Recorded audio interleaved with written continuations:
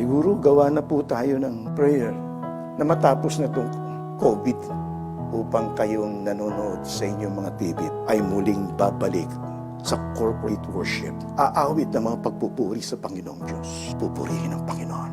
Makikinig ng kanyang salita. At iidlip, makakatulog. Hindi na yung makakatulog, mga kapatid. Alisin nyo na po sa isip natin yan. Just watch wherever you are. Let us worship the Lord together. That Corona, during our time, especially in the Philippines, is a classy book. It is the in-book. It is the most popular book. If you have a Corona notebook when you were studying then, we call that Yayamanin. Okay? You were so popular because of that. Okay? That Corona notebook. Only forever. Kay Jesus. So, natin sayangin. Lahat ng mga difficulties na to. Nahirapan ka naman, di ka pa natuto. Mas masakit yun. Other side of the coin is God's loving sovereignty. So, pagsamahin natin para mag-resulta ito sa victory. Victory for the Lord, victory for us. Welcome po sa Filipino Christian Church online prayer meeting. Ang lockdown. Lock in prayer, down on our knees. So from our home to your home, magsama-sama po tayong manalangin. At nawa nga po, soon ay magkita-kita na po tayo sa bahay pa ng bahay. Maraming salamat po. Stay safe and God bless us all.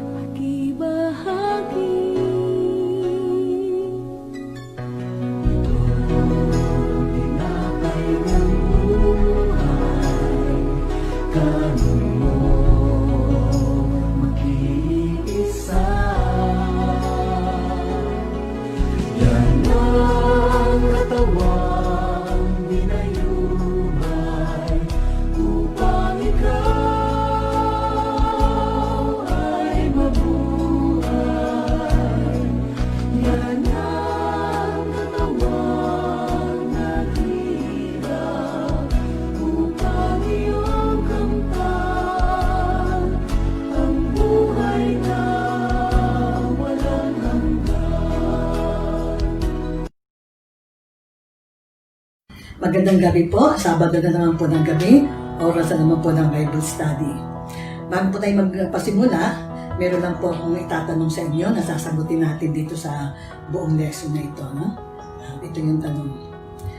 Posible ba na ang isang mananampalataya, ang isang Kristiyano, ay mag-maintain ng kanyang close walk sa Panginoon hanggang tawagin na siyang pauwi ng Panginoon? Is it possible for a Christian, for a believer, to maintain his close walk with the Lord until the Lord calls him home. Sagutin natin yan ha, ito sa story ng buhay ng karakter natin na ito, na pinatunayan niya na yes, it is possible. Pero bago yon, manalangin muna tayo. Amang dakila at makapangyarihan sa lahat, salamat po muli sa gabing ito na makakapag-aral naman kami na iyong salita. Salamat po sa nakaraang linggo, na iyong pagpapala, na iyong pag-iingat, at na iyong provision sa bawat isa sa amin. Once again, Father, we ask for the anointing of the Holy Spirit to open our eyes, our ears, and our mind para maintindihan namin at maisapuso namin ang matututunan namin mensahe mo sa amin ngayong gabi na ito sa pamamagitan ng lesson, ng karakter na pag-aaralan namin ngayong gabi. We ask this, Father, for the praise and glory of your name, in Jesus' name. Amen. Makinig po tayo sa isang awitin na handog sa atin na magkapatid na Denise at Denica Cabildo.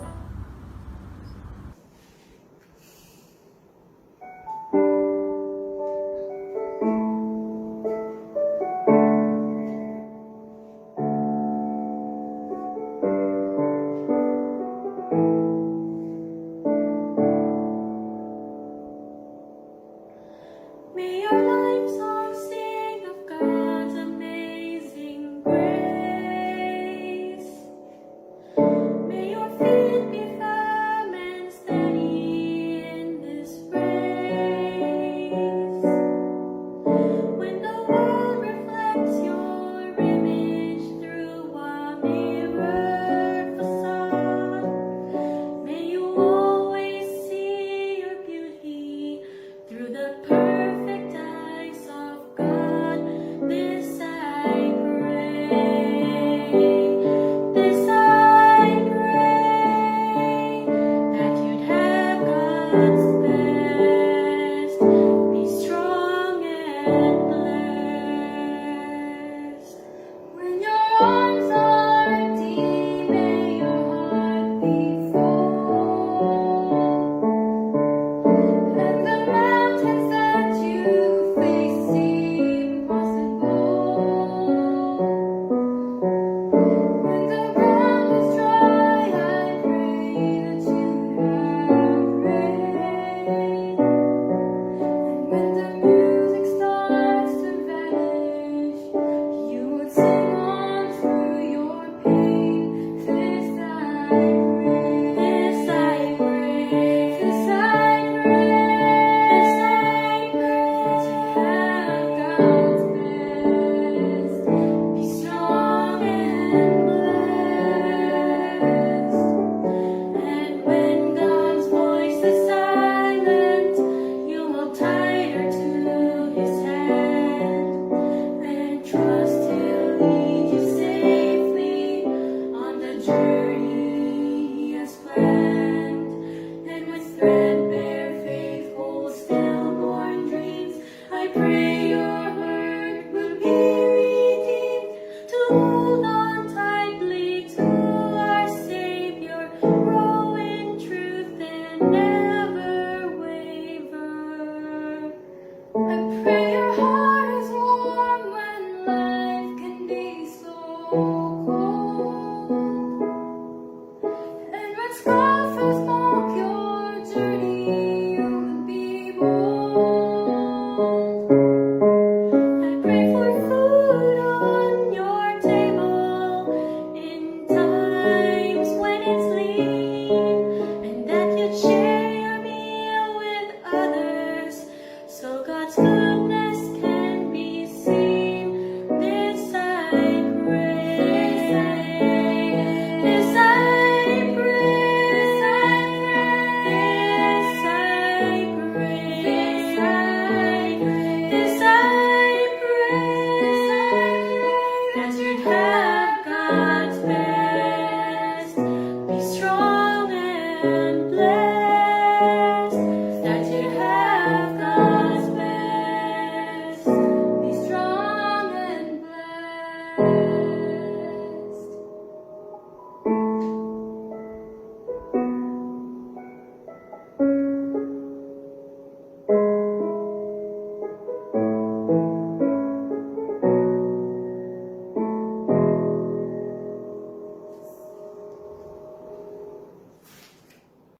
Okay, simula tayo. Ang ating character sa gabing ito ay si Joseph, ang panglabing-isang anak ni Jacob.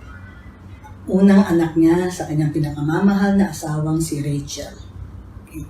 Simulan natin ang kwento niya. Medyo mahaba lang yung kwento niya kasi 13 chapters sa Genesis. Pero babasahin lang natin yung mga related passages para maintindihan natin na how is it possible for a believer, a Christian, to maintain his close walk with the Lord despite all the circumstances attending his life. Simulan natin sa Genesis chapter 37 verses 2 to 11. This is the account of Jacob. Joseph, a young man of 17, was tending the flocks with his brothers, the sons of Bilhah and the sons of Silpah, his father's wives, and he brought their father a bad report about them. Now Israel loved Joseph more than any of his other sons, because he had been born to him in his old age, and he made a richly ornamented robe for him. When his brothers saw that their father loved him more than any of them, they hated him and could not speak a kind word to him. Joseph had a dream, and when he told it to his brothers, they hated him all the more. He said to them, "Listen to this dream I had. We were binding sheaves of grain out in the field when suddenly my sheaf rose and stood upright, while your sheaves gathered around mine and bowed down to it." His brother said to him, "Do you intend to reign over us? Will you actually rule us?"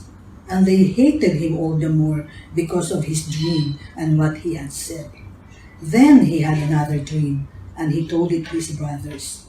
"Listen," he said, "I had another dream, and this time the sun and moon and 11 stars were bowing down to me." When he told his father as well as his brothers, his father rebuked him and said, "What is this dream you had? Will your mother and I and your brothers actually come and bow down to the ground before you?" His brothers were jealous of him, but his father kept the matter in mind. So dito po makikita natin na Joseph did not have a happy childhood. Kasi dahil nga sa sobrang paborito siya nung ama niya, dahil nga anak siya doon sa paboritong asawa, at hindi itinago ni Jacob, especially nung ginawa pa nga niya ng special coat si Joseph na lalong ikinagalit ng mga kapatid niya. Tapos, hindi lang yun, yung pang mga panaginip niya na parang lumalabas na magiging superior siya sa kanila. Kaya ang sabi ng passage natin, his brothers could not speak a kind word to him. Sobrang nagalit talaga sila sa kanya. Okay? So, tapos dagdag pa dito na ginawa pang espiya ni Jacob si Joseph sa kanila kasi hindi sila masyadong maayos sa kanilang pagtatrabaho sa field, hindi katulad ni Joseph. So, for all of these reasons, talaga nasa disadvantage si Joseph. Maliban sa kanyang kapatid na si Benjamin, his only blood brother with his mother Rachel, at sa kanyang ama, wala nang iba nagmahal sa kanya. So, it was not really a happy childhood. No? Okay? Now, things are going to get worse for Joseph. Magpatuloy tayo. Basahin natin ang verses 19 to 28. "So here comes that dreamer," sabi ng mga kapatid niya. "Come now, let's kill him and throw him into one of these cisterns and say that a ferocious animal devoured him. Then we'll see what comes of his dreams." When Reuben heard this, he tried to rescue him from their hands. "Let's not take his life," he said. "Don't shed any blood. Throw him into this cistern here in the desert, but don't lay a hand on him." Reuben said this to rescue him from them and take him back to his father. So when Joseph came to his brothers, they stripped him of his robe, the richly ornamental robe he was wearing, and they took him and threw him into the cistern. Now the cistern was empty, there was no water in it. Yung pong cistern parang balon, imbakan ng tubig. So as they sat down to eat their meal, they looked up and saw a caravan of Ishmaelites coming from Gilead. Their camels were loaded with spices, balm, and myrrh, and they were on their way to take them down to Egypt. Judah said to his brothers, What will we gain if we kill our brother and cover up his blood? Come, let's sell him to the Ishmaelites and not lay our hands on him. After all, he is our brother, our own flesh and blood." His brothers agreed. So when the Midianite merchants came by, his brothers pulled Joseph up out of the cistern and sold him for 20 shekels of silver. Mga ano lang yun, less than 2 kilograms of silver, yung 20 shekels. They sold him to the Ishmaelites who took him to Egypt. So the selling of Joseph was really a very cruel thing that they did to him. Kasi binenta siya just like selling a merchandise.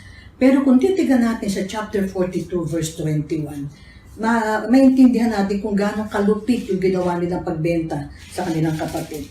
Sabi sa chapter 42 verse 21, "They said to one another, 'We are being punished because of our brother. We saw how distressed he was as he pleaded with us for his life, but we would not listen.'" Okay? So, nakita natin, nasa umpisa pa lang, si Joseph matino, maka-Diyos, maayos ang pamumuhay, maayos ang ugali. At nakita naman natin dito nung ginawa niya sa kanya, imbes na magsisigaw siya at bantaan niya sila, nakiusap pa siya para sa kanyang buhay. So, napakalupit talaga nung ginawa sa kanya ng mga kapatid niya.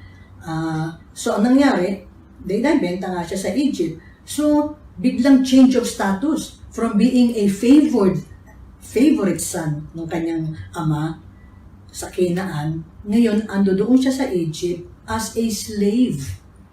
Napakalaking change of status. And to think na hindi naman niya kasalanan to. Sino ba may kasalanan dito? Siyempre, kasalanan ba din na maging favorite siya? Ginawa siyang favorite ng ama niya at ipinakita pa sa kanilang lahat through the coat and everything. So, ang nangyari kay Joseph, collateral damage. Hindi nila ma-express yung galit nila sa ama, they took it out on him. Okay?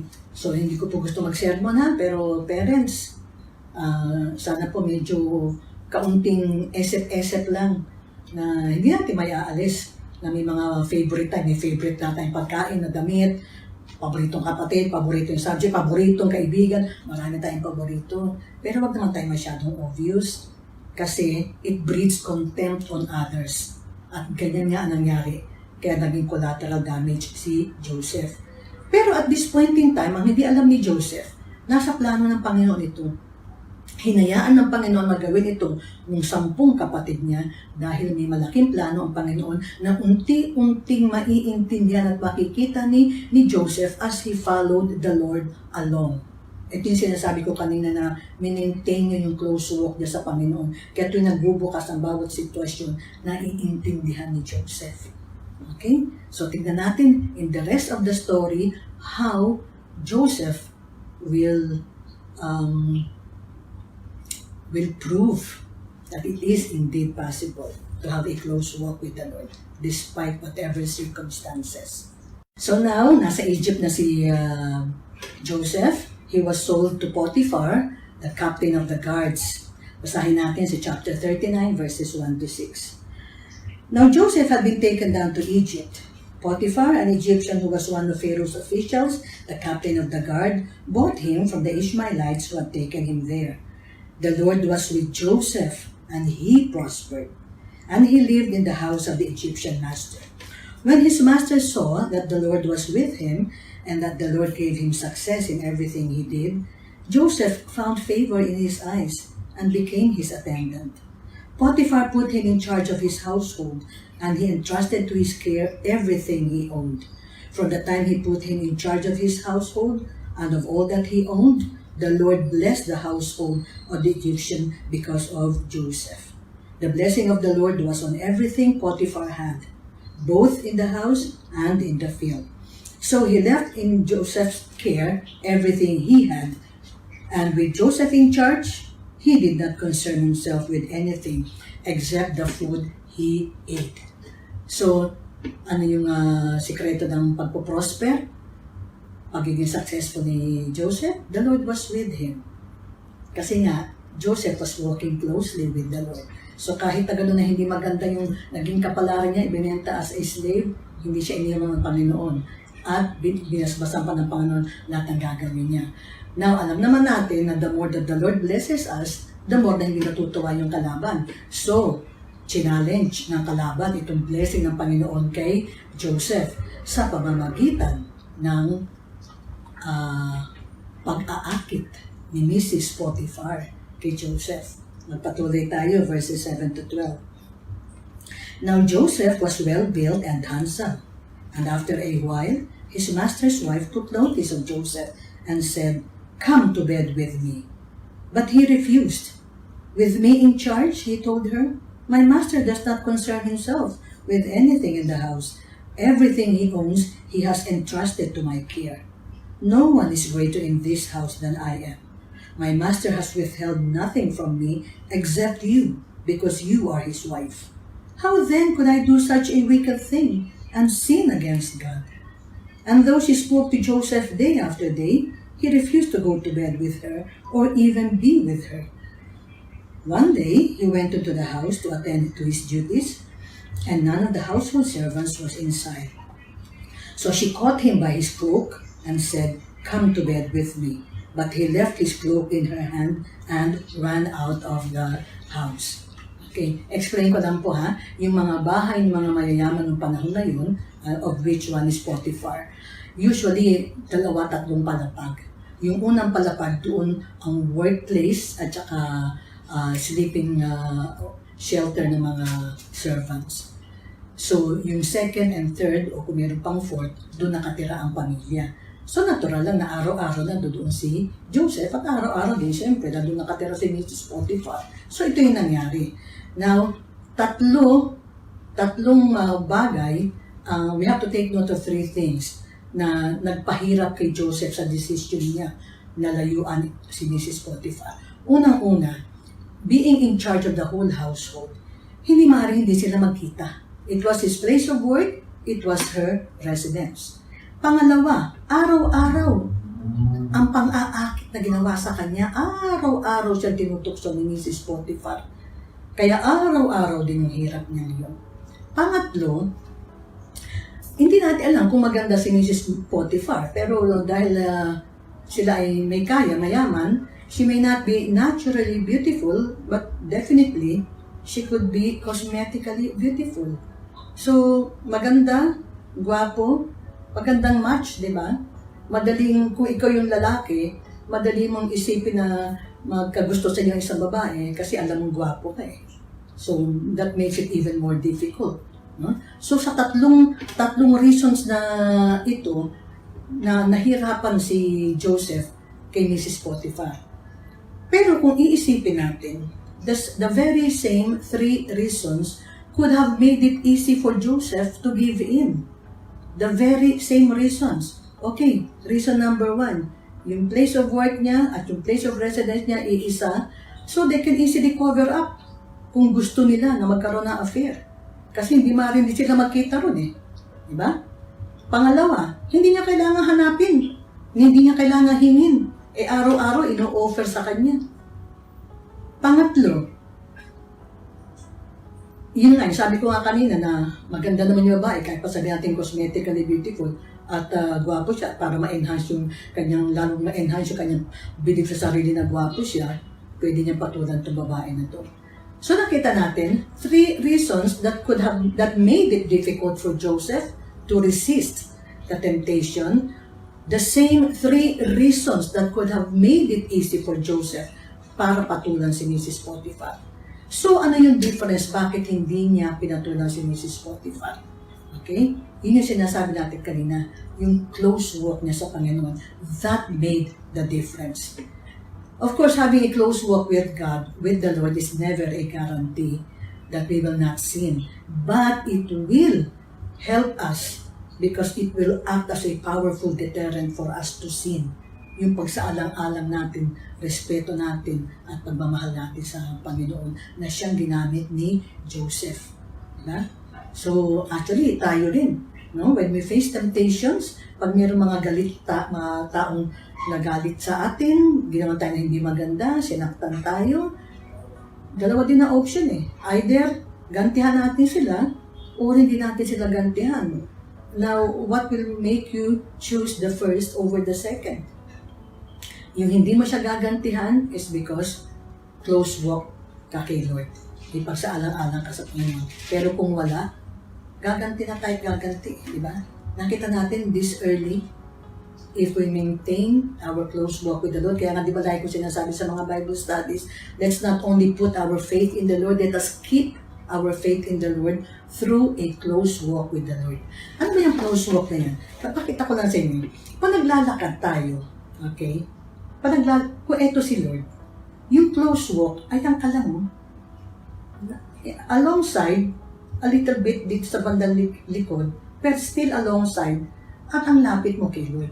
So, kaya pag may sinasabi si Lord, madali mo marinig, madali kang sumunod. Kung minawarningan ka ni Lord, madali kang mawarningan. Kaya lang, habang naglalakad, di ba, marami nakikita dyan, marami nakikita dito, medyo kung minsan napapahiwalay tayo, or kung minsan nahuhuli tayo. Yun ang problema. Pag nalayo sa Panginoon, at pag medyo nahuhuli, dahil ini-entertain natin yung mga nakikita natin as we walk along life, na nadidisrupt yung close walk with the Lord. Kaya nga, di ba? Kaya nga laging kailangan natin ang salita ng Diyos, ang panalangin, ang fellowship with each other, because these are all contributing factors para ma-maintain natin yung close walk natin sa Panginoon, na siya pinakita dito ni Joseph at ipapakita pa mamaya. So, this early, isang example na yan sa ni Joseph. Now, exactly how did Joseph do it exactly? Verse 8, ang sabi ng verse 8, he had a strong sense of responsibility to man, which is in this case Potiphar. Sabi niya, paano ko magagawa ito? Pinagkatiwalaan niya ako sa buong household. Maliban sa pagkain niya, hawak ko ang lahat dito sa buong sambahayan. Okay? So mayroon siyang high regard, sense of responsibility for Potiphar, yung amo niya. And equally and even more, he had a very strong sense of responsibility to God. Ano ang sabi niya sa verse 10? Sabi niya, how can I do such a wicked thing and sin against God? Diba? So, yung battle, it starts with the mind. Lahat ng kasalanan dito mag-i-start kasi ito yung CPU Ito yung think tank This is what is going to make us say or do whatever it is. So, kung spiritually nagsimula ang battle dito, kung minsan hindi enough ito Spiritual side yan Sometimes kailangan yung physical side. Tingnan yung ginawa ni Joseph. Ginamit niya ang kanyang isip. He reasoned out. Sabi niya, nagtitiwalaan ako ng amo ko. Ginamit din niya yung will niya. How can I do such a thing and sin against God? Diba? Kaso si Mrs. Potiphar, very insistent. Kahit ginamitan na siya ng isip at ng will ni Joseph, sumigi pa at tagang ginrab na niya. Siya na nang halbot. Kumbaga, imbis na babae na halbot ng babae din ang halbot ng lalaki. Buti lang nahalbot yung cloak niya. So ano ginawa ni Joseph? O sige, sa'yo na yung cloak, takbo ako palabas. He used his body. Kasi kung naiwan pa siya doon, at kung may makakita man, siyempre, anong sabihin na, yan, kitang-kita kayo sa akto. Di ba? So, tumakbo siya. Okay, so nakita natin na he tried everything in his hands, spiritually and physically, para hindi magkasala. At ganun nga nangyari, nakatakbo nga siya, pero siyempre, a woman's scorn ang nangyari kay Mrs. Potiphar. So, ano nangyari? Sinumbong niya kay Potiphar. Sinabi niya, gusto ko raping, blah, blah, blah, blah. So, sa madaling salita, nakulong si Joseph. Siyempre, pakikigad si Mrs. Potiphar. Okay. So, yung bang paggawa ng tama, garantiyan that all will be well. Tama naman yung ginawa ni Joseph, di ba? Tama at mabuti. Pero ano kinalabasan? Nakulong pa siya. It is never a guarantee. Di ba? Like ko sinasabi din sa Bible study that doing right will make things all right with us. Kasi ang titignan natin, yung buong plano ng Panginoon. Kasi yung nangyari na yon, small part lang yon ng overall plan. In the same way, yung pagkakabenta sa Kanya, small part lang yun ng overall plan. Kaya kung hindi ka walking closely with the Lord, hindi mo maintindihan yung buong plano, maiiwan ka. Hindi ka makakasunod, hindi mo magagawa yung parte mo, hindi malulugod ang gusto ng Panginoon. Na dito tayo madalas bumabagsak, mga kapatid. Yung ba mga katwiran natin na bakit sa akin pa nangyari ito? Bakit kung kailan pa 100% ng pagbabayad ko ng tithes, 100% ng attendance ko sa Bible study, worship service, ganito pa ang nangyari sa akin. Unang-una, alam natin na mali na mag-question sa Panginoon. Pangalawa, instead of questioning God, you should be asking God. Hindi na natin naintindihan eh. Ano ba ang ginagawa pag hindi naintindihan? Eh di magtanong, at dapat tanongin si Lord na ano yung purpose para makasunod tayo. Di ba? So, tignan natin ano yung purpose. Kasi miski si Joseph at this point in time, hindi pa niya alam. Sumusunod lang siya kasi walking closely with the Lord eh. So, anong nangyari? So, nakulong si Joseph sa madaling salita. Pero, hanggang sa prison, yung favor ni Lord nasa kanya. Kasi nakita ng warden na lahat ng ginagawa niya, it brings success. So, ang ginawa, inassign sa kanya lahat ng mga prisoners. Ginawa siya parang administrator.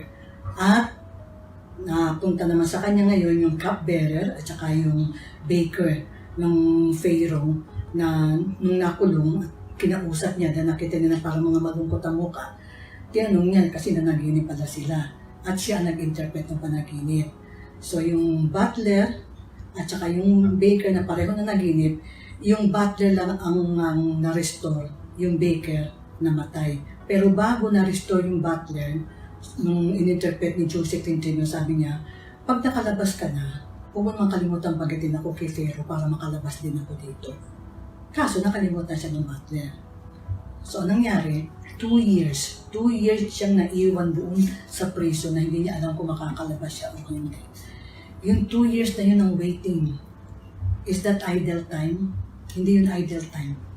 Kasi after 2 years, magsisimula ang breakthrough, ang turning point sa buhay ni Joseph. So ginamit ng Panginoon yung 2 years na yun, not as idle time, but as a time of refreshing. Ano ang sinabi ng 1 Peter 5:10? And the God of all grace, who called you to His eternal glory in Christ, after you have suffered a little while, will Himself restore you and make you strong, firm, and steadfast. So, ang nangyari, na after 2 years, ang nanaginip naman si Pharaoh. At alam na natin yung panaginip, di ba? Yung 7 matabang baka na kinain ng 7 payat na baka na ulit, 7 grain of stalk na kinain din ng 7 na mataba na kinain ng payat. At nung walang maka-interpret, saka naalala ni Butler na sabi niya, si Joseph, siya nag-interpret ng dream ko. So pinalabas, pinaharap kay Pharaoh, at in-interpret naman ni Joseph. So sinabi niya sa Pharaoh na 7 years ngayon of plenty, followed by 7 years of famine. At sa kabutihan ng puso at kalooban ni Joseph, nagbigay siya ng recommendation kay Pharaoh na in the 7 years, every year magtabi tayo ng 1/5 para noon may pang-cover doon sa 7 years of famine. So, yung pagkakasabi niyang yun, it pleased the Pharaoh. So, basahin natin sa chapter 41 na tayo. It pleased the Pharaoh. So, sabi niya, the plan seemed good to Pharaoh and to all his officials. Verses 37 to 40. So, Pharaoh asked them, can we find anyone like this man? One in whom is the Spirit of God? Then Pharaoh said to Joseph, since God has made all this known to you, there is no one so discerning and wise as you. You shall be in charge of my palace, and all my people are to submit to your orders. Only with respect to the throne will I be greater than you. So, anong nangyari? Nag-second in command siya sa Pharaoh. So, sabi ko nga kanina, ito yung turning point niya. He was sold at the age of 17. Now, after 13 years ng paghihirap, especially yung 2 years dun sa prison, now at the age of 30, second in command siya dun sa Pharaoh. At nagsimula na nga yung famine. So, ito na. Papasok na ngayon yung kanyang mga kapatid na inutusan ni Jacob na pumunta sa Egypt para bumili ng grain. Pagkakita ni Joseph sa mga kapatid niya, na-recognize niya agad. Sila, hindi siya na-recognize, pero siya na-recognize niya. So, anong sabihin nun? Hindi na-recognize itong mga kapatid si Joseph kasi kinalimutan na siya eh. He was gone as good. Pero siya, nasa isipan pa niya itong mga kapatid niya, kaya pagkakita niya, nakilala niya agad. Although wala si Benjamin. Now, pinahirapan niya. 10 days nag-journey itong mga kapatid niya para pumunta na Egypt. Pinahirapan niya. Bakit? Hindi dahil gusto niya mag-revenge. Binigyan niya ng difficult time kasi yun ang plano niya para makita niya si Benjamin at yung kanyang ama. Okay, so sundan natin anong ginawa niya. Chapter 42 na tayo, verses 7 to 10. As soon as Joseph saw his brothers, he recognized them, but he pretended to be a stranger and spoke harshly to them. Where do you come from? He asked. From the land of Canaan, they replied, to buy food. Although Joseph recognized his brothers, they did not recognize him. Then he said, you are spies. You have come to see where our land is protected. No, my lord, they answered. Your servants have come to buy food. We are all the sons of one man. Your servants are honest men, not spies. Your servants were 12 brothers, the sons of one man, who lives in the land of Canaan. The youngest is now with our father, and one is no more.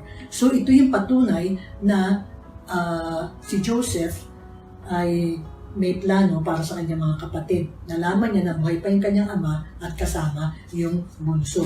So, ano ang ginawa niya? Pinabentahan niya sila, pero isinauli niya yung mga perang pagpayad nila. Kaya nung nag-stop over sila para pagpakain ng camel, ng donkey, biglang natuklasan ng isa sa kanila, ibinalik yung pera natin. Natakot sila. Kasi mapagkakamalan sila na nagnakaw. So, ano sabi nila sa verse 28 chapter 42? What is this that God had done to us? Natakot sila, na-realize nila na this can only be the hand of God. Bakit? Kasi may atraso sila kay Joseph, may kasalanan sila, hindi pa sila nakahingi ng tawad, hindi pa sila nag-repent. So, iniisip nila ito na yung parusa nila. Pero wala sila magagawa, nandoon eh. So, umuwi na. Pagdating sa Canaan, ayaw ngayon payagan ni Jacob na bumalik sila para isauli yung pera. Sabi niya, nawala na nga si Joseph. Naiwan si Simeon kasi siya yung naging prenda para dalhin nila si Joseph kung totoo nga ikada may isang kanyang kapatid. Ginawang prenda si Simeon. So nag-hold out sila until naubos na yung grain nila, so wala nang magagawa. So ang sabi ni Jacob, sige, bumalik na kayo, bumili kayo. Walang choice, kailangan isama na si Benjamin. So, ito na yung second nila na, second journey nila para bumili. Pagdating nila doon, chapter 43 tayo, at nakita ni Joseph si Benjamin, sinabi niya doon sa steward, dali mo doon sa bahay ko, pakakainin yan. Tapos natakot na naman sila. Sabi nila, bakit? Bumibili lang tayo ng grain. Bakit tayo dadalhin doon sa bahay? Baka kung anong gagawin sa atin. Ito na yung parusa natin sa ating mga kasalanan. Ay, doon pa yung guilt nila eh. So dahil doon sa guilt na yun, ginamit naman ng Panginoon yung steward. Sabi niya sa verse 23 sa kanila, don't be afraid. Your God, the God of your father, has given you treasure in your sacks. I received your silver. Then he brought Simeon out to them. So inilabas na si Simeon. So kumpleto na naman sila. Tapos dumating na si Joseph mo sa bahay. Pero bago sila kumain, sabi niya, ito ba si Benjamin? Tapos hindi na niya makontain. Umalis siya. Nag-iiyak siya. Kasi siyempre nakita niya yung kapatid niya for a long time. Nag-iiyak talaga siya. Pero kinontain niya yung sarili niya. Lumabas siya uli. And they had dinner. Tapos after na nung dinner, dito na, pabalik na sila. Nagbigay siya ng instruction, chapter 44 na tayo. Nagbigay siya ng instruction doon sa kanyang steward. Ngayon, ilagay mo doon sa sack ng bunso, si Benjamin yun. Ilagay mo doon yung silver cup ko, the one that I use for the divination.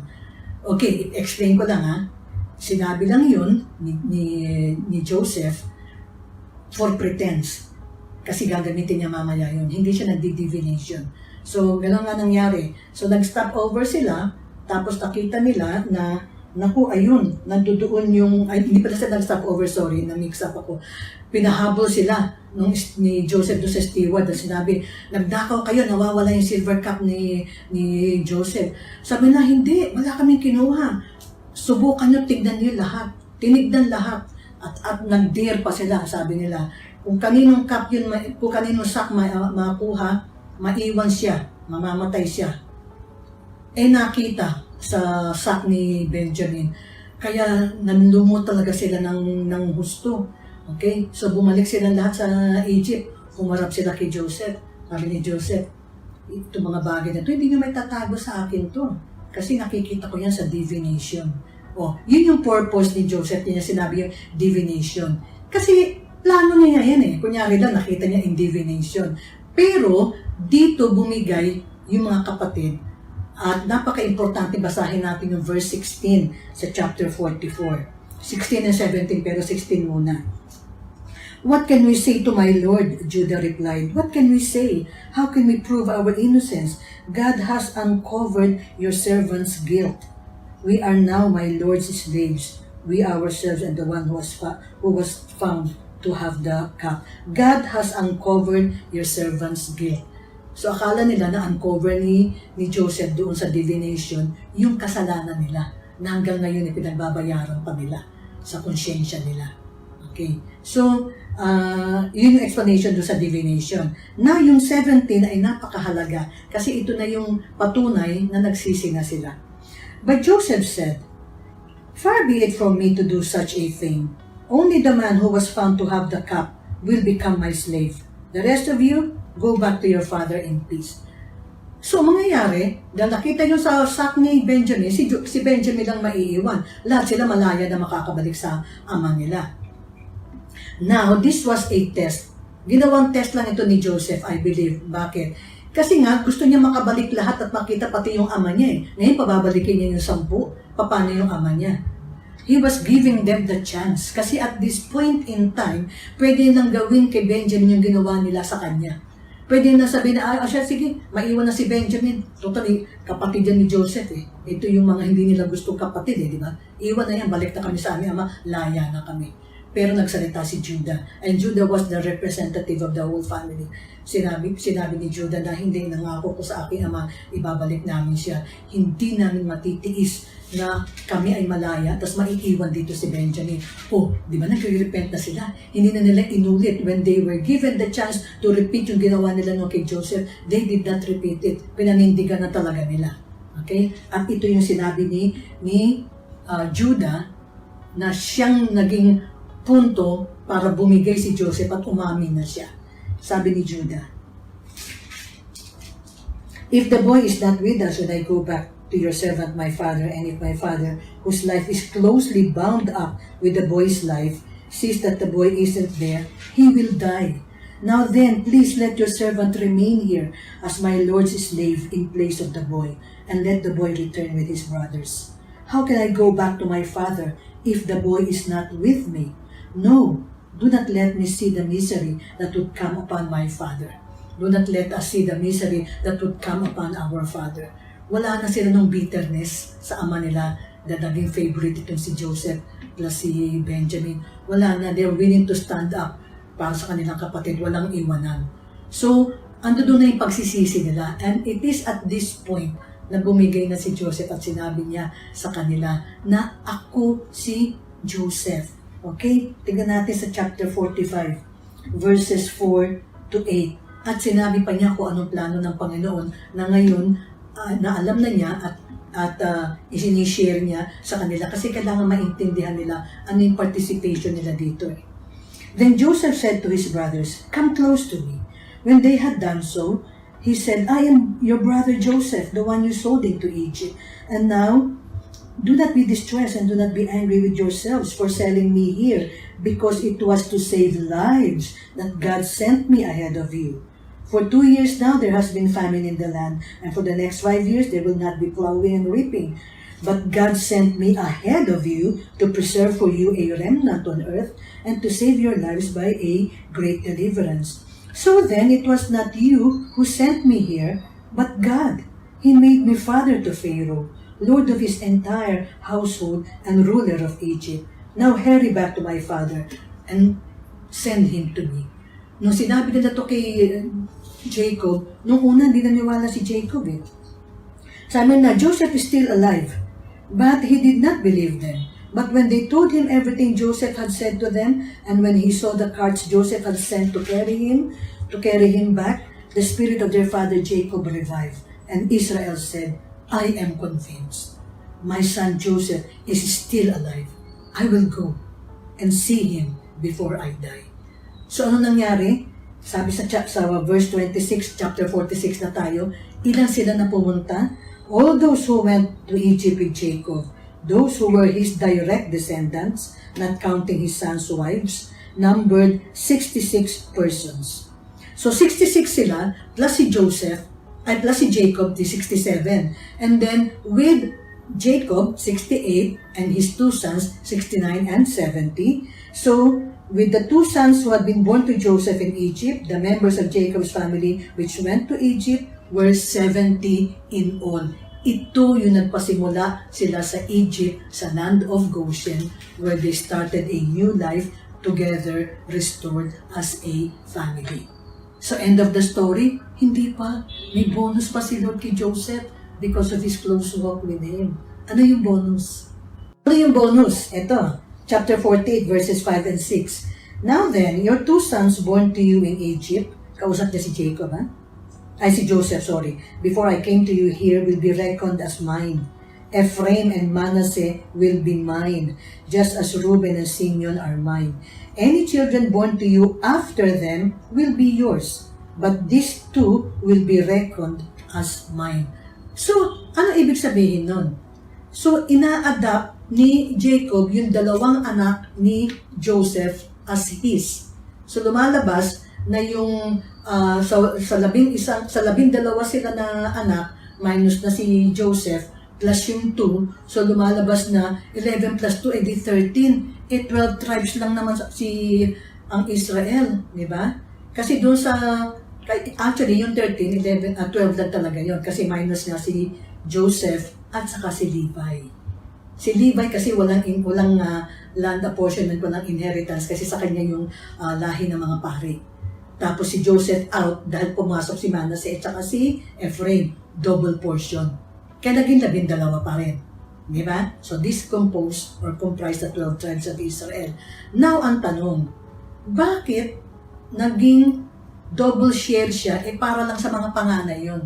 Noong unang panahon pala, noong panahon nila, ang rights ng firstborn, pwede pala ma-forfeit yun.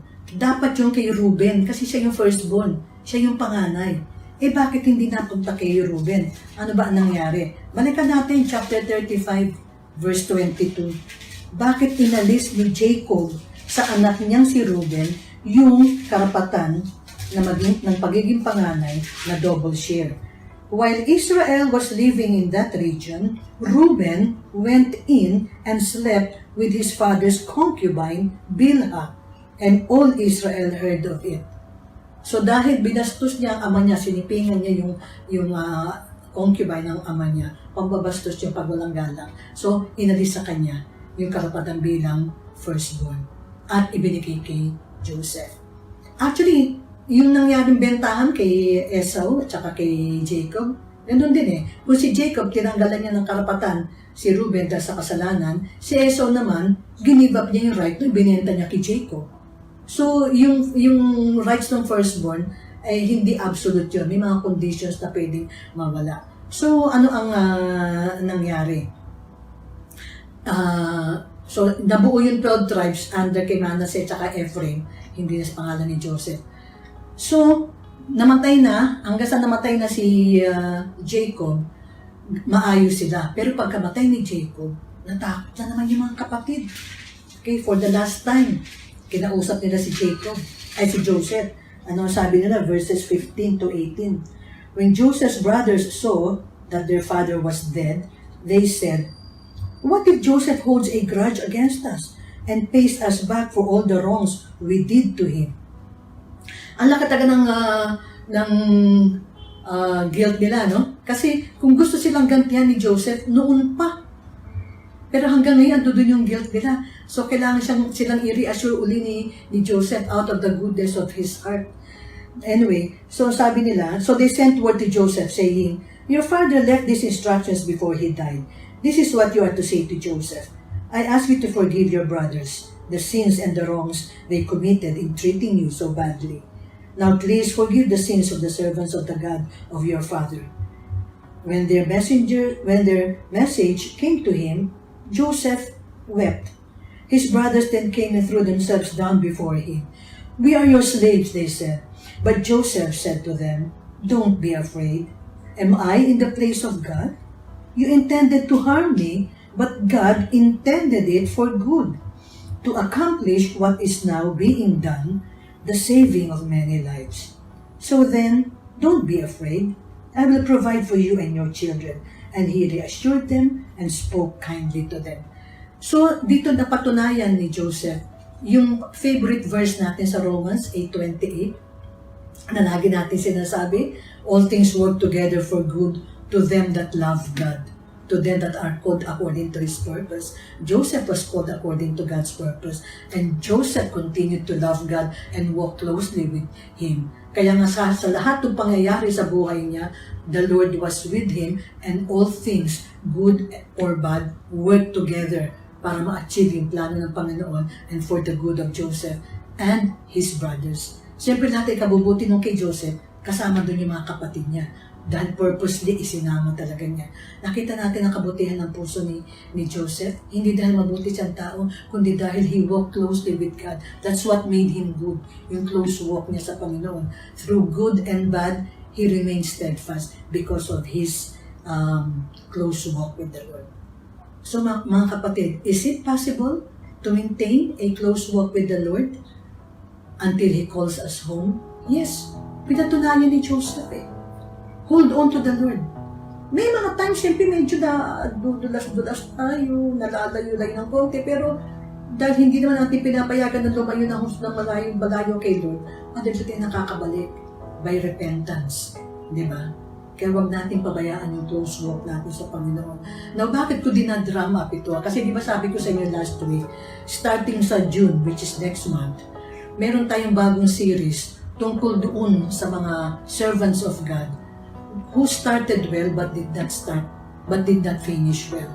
Pinatunayan ni Joseph that you can start well in your relationship with God and finish equally well if we hold on closely sa ating relasyon sa Panginoon through our close walk with Him. So, matatapos na po yung pandemic. I believe malapit na matapos kasi nakakabalik-balik na sa trabaho at yung ang pananalig natin na unti-unti na binababa ni Lord yung wall ni COVID at tayo naman yung inaangat, nire-restore.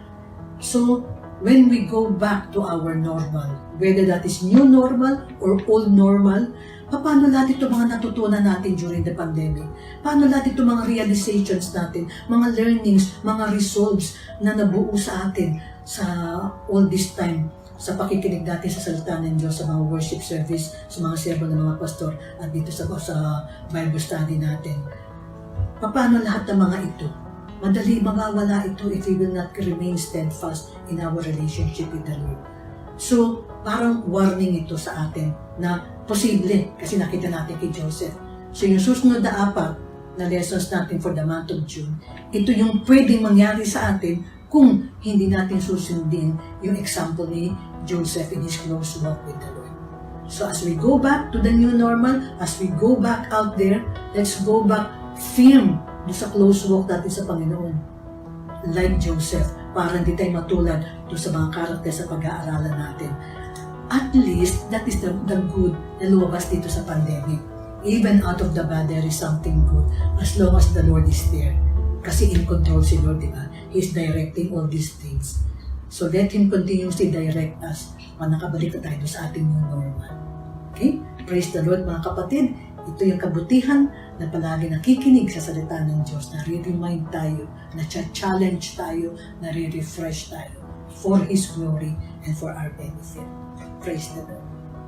Bago po tayo tuluyang magwakas, makinig po tayo muli sa isang natataning awitin na galing kay Dennis at Tenica Cabildo.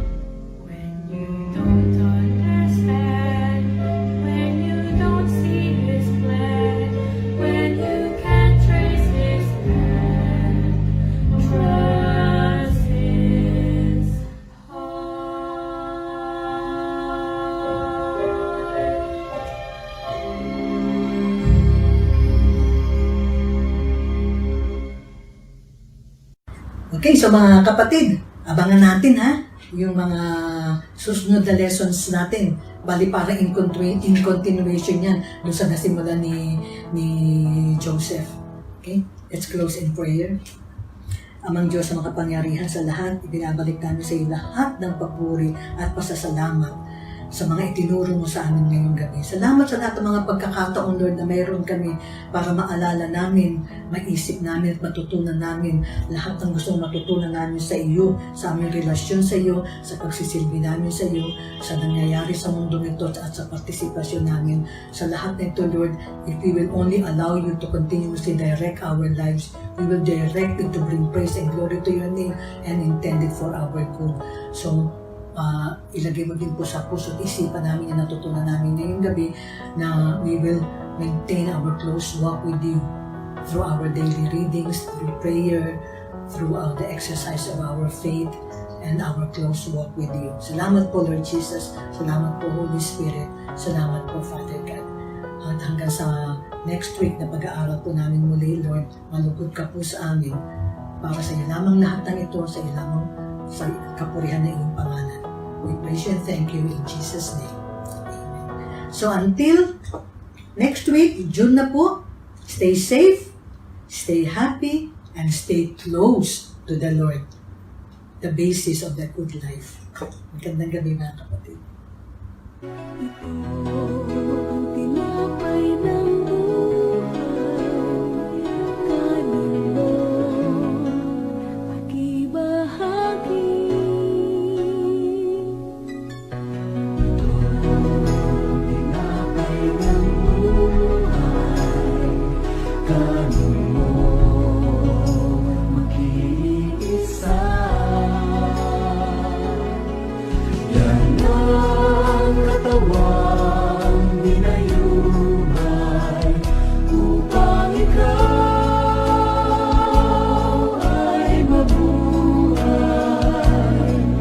Yan ang katawang naghihirap upang iyong kamtan ang buhay na walang hanggan.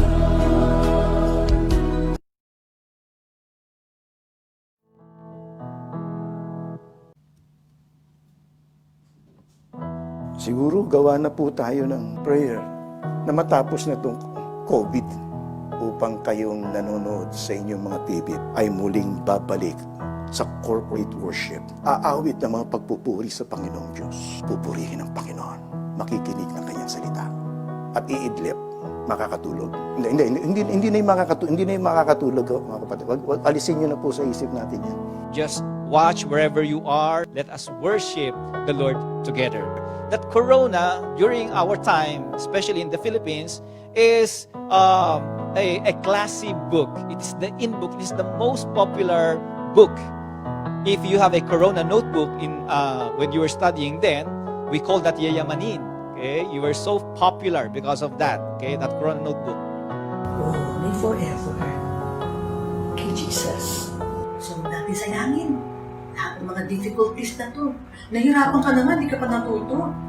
Mas masakit yun. The other side of the coin is God's loving sovereignty. So, pagsamahin natin para magresulta ito sa victory. Victory for the Lord, victory for us. Welcome po sa Filipino Christian Church online prayer meeting. Ang lockdown. Lock in prayer, down on our knees. So from our home to your home, magsama-sama po tayong manalangin. At nawa nga po, soon ay magkita-kita na po tayo sa bahay Panambahan. Maraming salamat po. Stay safe and God bless us all.